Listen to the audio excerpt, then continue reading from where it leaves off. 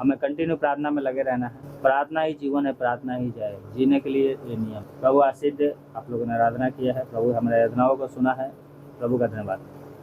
हम जितना आराधना करेंगे, जितना प्रार्थना करेंगे, उतना ही हम प्रभु के करीब आएंगे। और प्रभु के करीब आने का मतलब है परमेश्वर से आशीष पाना, परमेश्वर से वरदान मांगना। हालेलुया। पहला कुरिन्थियों 12 अध्याय और उसकी 4 से 11 तक पढ़ेंगे तो यहाँ पर पवित्र आत्मा के बारे में 9 वरदान बताया गया। 9 वरदान में से हमारे जीवन में कुछ कुछ वरदान होना चाहिए। 9 में से किसी के पास 1 वरदान होता है, किसी के पास 2 होता है, किसी के पास बहुत सारे वरदान हैं। आपके पास एक भी वरदान नहीं है तो आपको पवित्र आत्मा से वरदान मांगना चाहिए। पहली बात कि पवित्र आत्मा के 9 वरदान क्या है, तो अगर आपके पास बाइबल है तो यहाँ पर पढ़ेंगे। पहला कुरिन्थियों 12 अध्याय और 4 से 11 तक पढ़ेंगे तो यहाँ पर 9 वरदान के बारे में लिखा गया है। क्या लिखा गया है? 4 से वरदान तो कई प्रकार के हैं परंतु आत्मा एक ही है, और सेवा भी कई प्रकार के हैं परंतु प्रभु एक ही है, और प्रभावशाली कार्य कई प्रकार के हैं परंतु परमेश्वर एक ही है, जो सब में हर प्रकार का प्रभाव उत्पन्न करता है, किंतु सबके लाभ पहुंचाने के लिए हर एक को आत्मा का प्रकाश दिया जाता है। क्योंकि एक को उसी आत्मा के द्वारा बुद्धि की बातें दी जाती है और दूसरे को उसी आत्मा के अनुसार ज्ञान की बातें, और किसी उसी आत्मा से विश्वास, और किसी उसी को एक आत्मा से चंगा करने का वरदान दिया जाता है। फिर किसी को सामर्थ के काम करने की शक्ति, और किसी को भविष्यवाणी की, और किसी को आत्मा का परख, और किसी को अनेक प्रकार की भाषा, और किसी को भाषाओं का अर्थ बताना। परंतु ये सब प्रभावशाली कार्य वही एक आत्मा करता है, और जिसे वो चाहता है वो बांट देता है। हालेलुया। यहाँ पर लिखा है कि 9 वरदान है यहाँ पर। उसमें से पहला वरदान क्या है? बुद्धि। पहला कुरिन्थियों अगर 12 के 7 पढ़ेंगे तो यहाँ पर लिखा है किंतु सबके लाभ पहुंचाने के लिए हर एक को आत्मा का प्रकाश दिया जाता है। हालेलुया। पवित्र आत्मा एक ही है और वो जिसे चाहता है वो दे देता है। ये वरदान किसके लिए है? पास्टर लोगों के लिए है, विश्वासियों के लिए है। हालेलुया। विश्वासियों के लिए क्या है? ये आत्मिक वरदान है और इस वरदान के लिए प्रार्थना करना चाहिए। हालेलुया। इसमें से अगर हम देखते हैं बुद्धि के बारे में, जो बुद्धि पहला वरदान है, बुद्धि का संदेश या बुद्धि भी बोल सकते हैं। हालेलुया। ये कब दी जाती है? पवित्र आत्मा समय समय पे लोगों को देता है, और उस समय दिया जाता है जब क्या है? कलीसिया के लिए कार्य किया जाता है और दिमाग काम करना बंद कर देता है, तब प्रकाश आता है। किसका प्रकाश आता है? पवित्र आत्मा का। पवित्र आत्मा का प्रकाश आता है। बाइबल में एक मनुष्य था जिसका नाम था स्टीफन।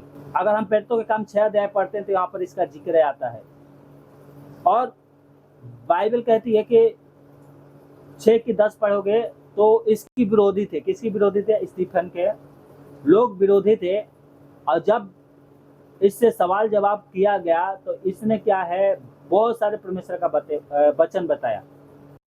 और बाइबल कहती है कि जो इसकी विरोधी थे ना, बहुत पढ़े लिखे हुए थे, बहुत अपने आप को ज्ञानी समझते थे, बाइबल की समझ रखते थे, परंतु जो स्टीफन है ये उतना पढ़ा लिखा नहीं था, परंतु इसके पास क्या है? पवित्र आत्मा का जो वरदान है, बुद्धि पवित्र आत्मा ने दिया। और जब वो ये प्रचार किया और लोगों को समझाया तो उसके सामने खड़े नहीं रह सके। ये लोग उसके सामने खड़े नहीं रह सके। ये विश्वासी जो है, जो स्टीफन है, स्टीफन के सामने कोई खड़ा नहीं रह सका। अगर आप पेटों के काम 6 की 10 पढ़ेंगे तो आप लिखा है, क्या लिखा है? परंतु उस ज्ञान और उस आत्मा का जिससे वो बातें करता था सामना ना कर सके। तो ये बुद्धि किसने दिया? पवित्र आत्मा ने। कब दिया? जब जरूरत थी इसको। तो उसी प्रकार से जब आप परमेश्वर से या पवित्र आत्मा से बुद्धि मांगेंगे तो बुद्धि का वरदान आपको दिया जाएगा। और स्टीफन के सामने ये लोग सब क्या है? उसकी सामना नहीं कर पाए। अगर आपके पास परमेश्वर का वरदान रहेगा, मतलब पवित्र आत्मा का वरदान रहेगा, तो आपका भी सामना कोई नहीं कर पाएगा। आपके पास पवित्र आत्मा रहेगा तो आपको वचन याद दिलवाएगा, वचन बताएगा कि ये बताना है, कब किससे कैसे बातें करना है। पवित्र आत्मा आपकी क्या करेगा? अगुवाई करेगा। पवित्र आत्मा क्या करेगा? आपकी अगुवाई करेगा। इसलिए क्या है? बुद्धि का वरदान परमेश्वर से मांगना बहुत जरूरी है। 9 वरदान में से ये एक वरदान है जो क्या है? पवित्र आत्मा का वरदान है, जिसे कहते हैं, ये पहला वरदान है बुद्धि। बुद्धि परमेश्वर से मांगना बहुत जरूरी है। आपको बुद्धि परमेश्वर से लेना चाहिए। पवित्र आत्मा से वरदान जो मांग रहे हैं उसमें से क्या है, बुद्धि बहुत जरूरी है, बहुत श्रेष्ठ है। आप भले पढ़े लिखे नहीं होंगे, परंतु इतना याद रखिए, जब परमेश्वर का आत्मा आपके ऊपर आएगा आप सामर्थ पाओगे, और आपको किसी से भी सामना हो वो आपका सामना करेगा, परंतु वो आपसे जीत नहीं पाएगा। स्टीफन के पास बहुत सारे लोग थे, बहुत कोई ये बातें बोल रहा है, कोई वो बोल रहा है, परंतु उस आत्मा के आगे कोई भी टिक नहीं पाया, क्योंकि परमेश्वर ने उसको प्रकाशन दिया था। आपको भी परमेश्वर प्रकाशन देगा और आपके सामने कोई टिक नहीं पाएगा। इसी प्रकार से जब अन्य जाति लोग परमेश्वर की ओर फिर रहे थे तो कलीसिया में बहुत फूट मच गई। वहाँ पर एक परमेश्वर का दास है जिसका नाम है याकूब। प्रेरितों के काम 15 अध्याय पढ़ेंगे और उसकी 13 से 22 तक। तो याकूब क्या है, सबको समझाने लग गया और पवित्र आत्मा ने उसको बुद्धि दिया, और याकूब की सारी बातें कलीसिया को अच्छी लगी। वहाँ पे लिखा था कि 17 में, अगर आप पढ़ेंगे इसका अध्याय 15 और उसकी 13 से अगर हम पढ़ते हैं 22 तक, तो यहाँ पर लिखा है, परंतु मैं 17 से पढ़ रहा हूँ। क्या लिखा है, इसलिए शेष मनुष्य अर्थात सब अन्य जातीय जो मेरे नाम के कहलाते हैं प्रभु को ढूंढे।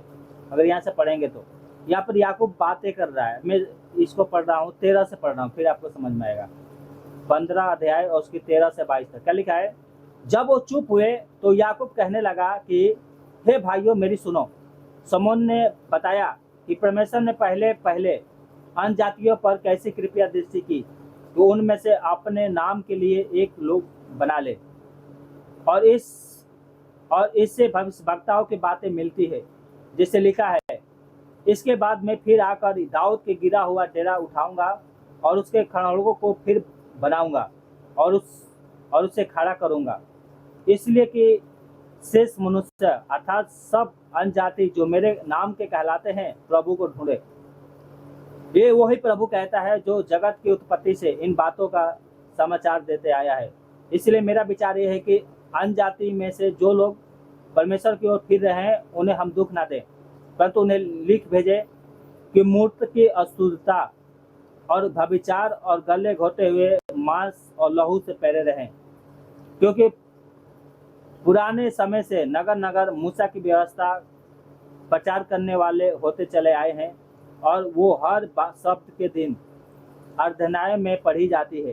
तब सारी कलीसिया सहित प्रेरित और परिचिन को अच्छा लगा कि अपने में से कई एक मनुष्यों को चुने, अर्थात यहूदा जो बरनबास कहलाता है और सिलास जो भाइयों में मुख्य था, और उन्हें पौलुस और बरनबास के साथ अन्ताकिया में भेजे। तो ये क्या है, लेख भेजे। और यहाँ पर पता है बहुत से लोग थे, परंतु याकूब के मन में क्या है, परमेश्वर ने ये बुद्धि वाला वरदान डाला और याकूब ने सबको समझाया, और ये जब समझाया तो सारी बातें क्या है लोगों को अच्छा लगा, कलीसिया को अच्छा लगा, और याकूब की बातों के अनुसार किया। और सिलास और बरनबास और यहाँ पर पौलुस है, इनको चुना गया कि क्या है, चिट्ठी को अन्य जातियों में पहुंचा दिया जाए कलीसिया में। तो कहने का मतलब ये है कि पवित्र आत्मा का जो बुद्धि है वो आपको लेना चाहिए। हालेलुया। अगर आपके पास बुद्धि नहीं है, परमेश्वर से प्रार्थना कीजिए। आपके पास क्या है, बुद्धि नहीं है, तो आप परमेश्वर से प्रार्थना कीजिए। बाइबल में लिखा है, याकूब 1 अध्याय और उसके 5-6 पढ़ेंगे तो आप लिखा है, क्या लिखा है, यदि तुम में से किसी को बुद्धि की घटी है तो परमेश्वर से मांगे, जो बिना उलाहना दिए सबको उदारता से देता है, और उसको दी जाएगी। पर विश्वास से मांगे और कुछ संदेह ना करे, क्योंकि संदेह करने वाले समुद्र की लहर के समान है, जो हवा से बहती और उछलती है। तो यहाँ पर लिखा कि किसी को बुद्धि की घटी है तो परमेश्वर से मांगे, जो बिना उलाहना सबको उदारता से देता है, और उसको दी जाएगी। और विश्वास से मांगना चाहिए। परमेश्वर से जब मांगते हैं ये वरदान बुद्धि का, विश्वास से मांगे और कुछ संदेह ना करे, क्योंकि संदेह करने वाले समुद्र की लहर के समान है। तो हम समुद्र की लहर के समान ना बने, जो हवा से क्या है उठती है और फिर शांत हो जाती है। हमें मांगना है, क्या मांगना है, बुद्धि। आपको बुद्धि देगा परमेश्वर तो क्या होगा, आपकी क्या है, भला भी होगा, और कहीं भी आप जाएंगे आपको लज्जित नहीं होना पड़ेगा। ये 9 वरदान में से पहला वरदान क्या है, बुद्धि है, जो हमने बहुत पहले भी, कुछ दिन पहले भी देखा था। ठीक है, तो इसको मांगना है। दूसरा ज्ञान है, दूसरा क्या है, वरदान है, और दूसरा वरदान है ज्ञान। तो इसको हम कल देखेंगे। ठीक है, ये पहला है बुद्धि, दूसरा है ज्ञान, और आगे भी बहुत सारे वरदान है जो 9 वरदान है, और भी बहुत सारे वरदान है। परंतु हम प्रभु के साथ चलते हैं तो हमें क्या है, ज्ञान से भरना है, बुद्धि से भरना है और प्रभु से मांगना है। पवित्र आत्मा के जो वरदान है, जो पास्टर के लिए भी है और विश्वासी के लिए क्या है, ये जो है वरदान, इसको क्या है, प्रभु से मांगना है। हालेलुया। ये पवित्र आत्मा का वरदान है, जो खासकर ये जो वरदान होता है विश्वासियों के ऊपर आता है।